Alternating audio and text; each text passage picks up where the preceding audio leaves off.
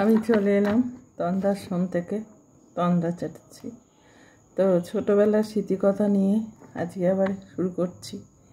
তো আমার মা তো সামনের রাস্তার সামনে যে ঘর ছিল সেখানে তো চলে এলো। এবার ও বাড়িতে রান্নাটা কে করবে? ঠাকুমা তো আর রান্না করতে পারে না। এবার মা কী করতো, এখান থেকে রান্নাবান্না সেরে কাজকর্ম সেরে আবার ও বাড়িতে যেত। ও বাড়িতে গিয়ে রান্না করে দিত, বাসন টাসন মেজে দিত, ঘর পরিষ্কার করে দিয়ে তারপর আবার এ বাড়িতে আসতো। এই করে মায়ের এবারে কী হলো, খাটুনি বেড়ে যাচ্ছে, এ বাড়ি ও বাড়ি করে করে করে করে তাও কি করবে, করার উপায় নেই, করছে। এমন সময় বলল, কাকা চাকরি তো পেয়ে গেছে, এবার বিয়ে দেওয়ার কথা। তো এবারে দেখাশোনা হচ্ছে। এবার দেখা গেল এই এ পাড়া থেকে ও পাড়া একজনের বাড়িতে মেয়ের সাথে দেখাশোনা হলো। দেখাশোনা হয়ে কথাবার্তা ঠিক হয়ে গেল। এবার তারা আশীর্বাদ করতে এসেছে 10 জন 12 জন তখনকার দিনে। এবার সব রান্না বাড়া করে খাওয়ানো, মা সেই 10-12 জনের রান্না প্লাস আবার আমাদের বাড়ির লোকের রান্না সব করেছে। আমার মা খুব রান্না ভালো ছিল আর কি, রান্না করতে ছোটো থেকে রান্না করছে, তো রান্না করাই খুব ভালো ছিল। এইবারে সেই সকলের রান্না করেছে, করে খাওয়া খেতে দেওয়া থেকে আরম্ভ করে সমস্ত কিছু করে তারপরে বাড়িতে আসতো। এইবার তখন আমি আমার মায়ের পেটেই 9 মাস, তখন আমি হইনি। মা ওই অবস্থাতে সব কাজ করছে। এইবার আমার কাকার বিয়েও হয়ে গেল, সব উতরে দিল আমার মা, বিয়ে হয়ে গেল। এবার কি হলো, কাকা তো যাই হোক রান্না, কাকিমা এলো, ও বাড়িতে রান্না হচ্ছে, মাকে আর এই বাড়ি থেকে যেতে হচ্ছে না, এইটা এক সুবিধে হয়েছে মায়ের। তারপর ইতিমধ্যে আমি হয়েছি। তখনকার দিনে তো আর হসপিটাল ছিল, কিন্তু হসপিটাল কেউ যেতে চাইতো না ভয়ে। তো ওই পাশের এক ঠাকুমা ছিল, সেই আমার মাকে সাহায্য করেছিল। তারপরে আমি যখন হলাম শুক্রবার রাত্রির 11টার সময়, তো তখন সব শাঁখ বাজাচ্ছে, বলছে কী হয়েছে, না মেয়ে হয়েছে। যেহেতু আমাদের বাড়িতে দিদি মারা গেছে, তারপরে অনেক দিন কোনো মেয়ে নেই, তাই জন্য যেন আনন্দে শাঁখ বাজাচ্ছে। যাই হোক হলো। এইবার মায়ের সংসারে তো কেউ করার নেই, মা তো একা। মা কী করবে, পরের দিনই আবার চান করে রান্নার হাঁড়ি ধরল।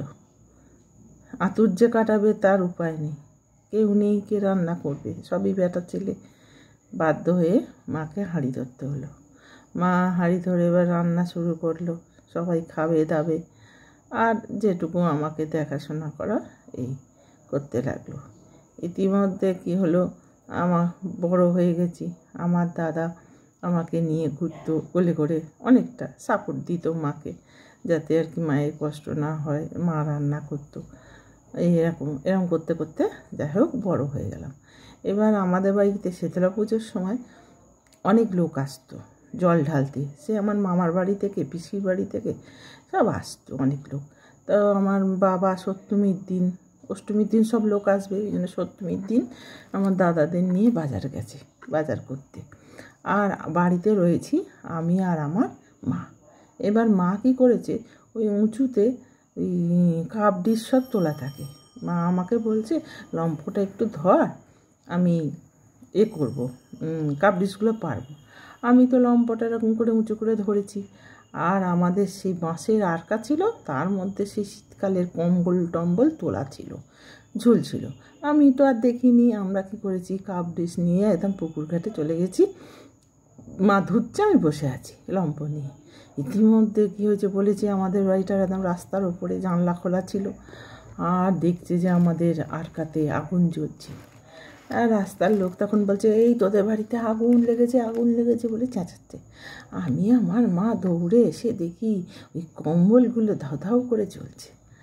এবার আমার মা খুব সাহসী আর কি, আমার মা কী করেছে, তক্ত বসে উঠে সঙ্গে সঙ্গে ওপর থেকে আরকা থেকে কম্বলগুলো টেনে নামিয়ে মাটিতে ফেলে আর জল ঢেলে দিয়েছে। যাই হোক নিভে গেছে। ওই যদি বাঁশে ধরে যেত তাহলে নেভানো যেত না, আর কম্বলগুলো যেহেতু জ্বলছিল বলে নেভিয়ে মা জল দিল।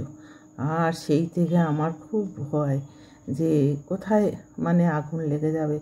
লম্ফ হাতে মা দেখলে পারেই বলতো, না হাত দিবি না লম্পে, একদম ডাক এরকম।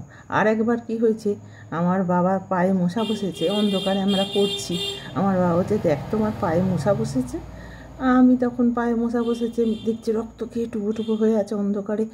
আমি কী করছি, মেরেছি, আর 2-4টে মেরেছি, আর বাদ বাকি তো উড়ে সব এদিক ওদিক গিয়ে বসেছে। আমি এবারে এত নেশা হয়ে গেছে মশা মেরে, এইবার দেয়ালে বসেছে, আমি দেয়ালে লম্ফ নিয়ে মারতে গেছি। এইবার মশাটা তো মেরেছি, এইবার সরে এসেছি। ওমা কিছুক্ষণ বাদ দেখি ক্যালেন্ডারে আগুনটা নিচে লেগে গেছে, আর ক্যালেন্ডারটা ধাঁধাও করে চলছে। আর তার সঙ্গে সঙ্গে আমার মা ছুটে এসে ক্যালেন্ডারটা হাতে করে চাপড়ে চাপড়ে নেবায় দেয়ালেতে। হ্যাঁ, আর আমার মা আমাকে খুব বকলো, বাবাকেও বকলো যে তোমার এই বদ স্বভাব, ওকে বলছো মশা মারতে, আর কোনো দিন বলবে না, দেখছো সব কিছু পুড়িয়ে একদম ছাই হয়ে যাবে। হ্যাঁ, বলে আমাকে তো বকলো, বাবাকেও বকলো মা। সেই থেকে আর আমি লম্পে কোনো দিন হাত দিতাম না। হাত দিলেই কোথাও না কোথায় আগুন লেগে যায় আর কি। তারপর তো অনেক পরে আমাদের কারেন্ট এসছে, তখন তো কারেন্ট ছিল না, আমরা ওই লম্পতেই পড়তাম।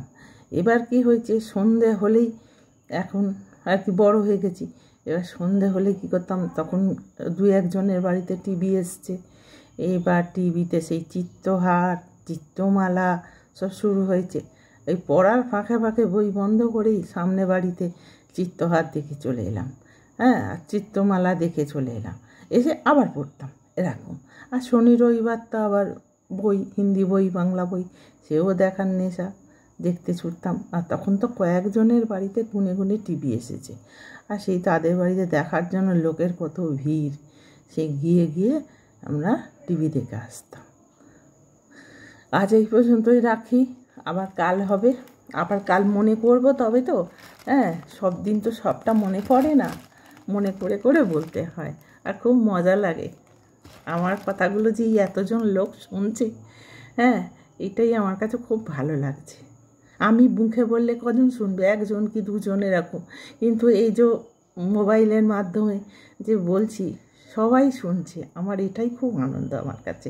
তোমরা কমেন্ট করো, শেয়ার করো, ভালো লাগলে। হ্যাঁ, গুড ইভিনিং, গুড বাই।